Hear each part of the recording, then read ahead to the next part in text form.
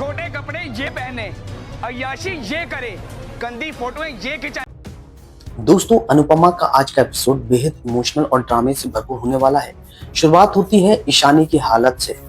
Doctor बताते हैं कि अब ईशानी खतरे से बाहर है। ये सुनकर अनुपमा और बाकी सबके चेहरे पर सुकून लौट आता है। लेकिन तभी पाखी अपनी माँ अनुपमा को सारा सच बताती है। पाखी कहती है वरुण ही ईशानी को परेशान कर रहा था। उसने ईशानी के साथ बदतमीजी की थी, इसलिए उसने उसे थप्पड़ मारा और उसे ईशानी से दूर करने की चेतावनी दी थी।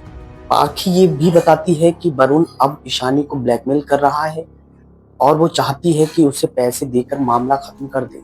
लेकिन अनु उसे रोक देती है और कहती है कि नहीं पाखी, गलत करने वालों को सजा मिलनी चाहिए, पैसे नहीं। फिर एक इमोशनल सीन में ईशानी होश में आती है। वो अनुपमा से पूछती है आपने मुझे क्यों बचाया।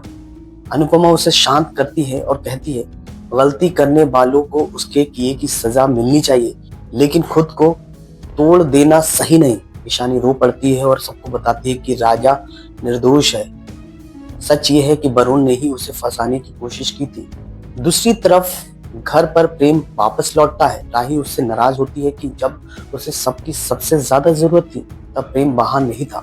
राही को शक होता है कि प्रेम उससे बड़ा राज छुपा रहा है। प्रेम भले ही इनकार करता है, लेकिन राही का शक अब और गहरा हो जाता है। उधर अनुपमा परी से मिलती है और उसे समझाने की कोशिश करती है कि राजा ने कुछ नहीं किया, लेकिन परी मानने को तैयार नहीं। उसका कहना है कि जब वो मौजूद नहीं थी उस वक्त राजा और उसके साथ बाहर घूम रहा था और वही वजह है कि वे दोनों को माफ नहीं करेगी। अब बात करते हैं आने वाले एपिसोड की। अगले एपिसोड में देखने को मिलेगा कि भाई दूज के मौके पर तोशु जश्न मनाने से मना कर देता है। इतना ही नहीं, अंश भी कहता है कि भाई दूज नहीं मनाएगा। पराग हैरान होकर पूछता है आखिर क्यों। तभी अंश सबके सामने बड़ा धमाका कर देता है। वह खुलासा करता है कि माही गौतम से प्यार करती है। ये सुनकर पूरा घर हिल जाता है। हर कोई हैरान है और अब कहानी पलटने वाली है। तो दोस्तों, क्या माही और गौतम का रिश्ता परिवार तोड़ देगा? क्या वरुण को उसकी करतूत की सजा मिलेगी?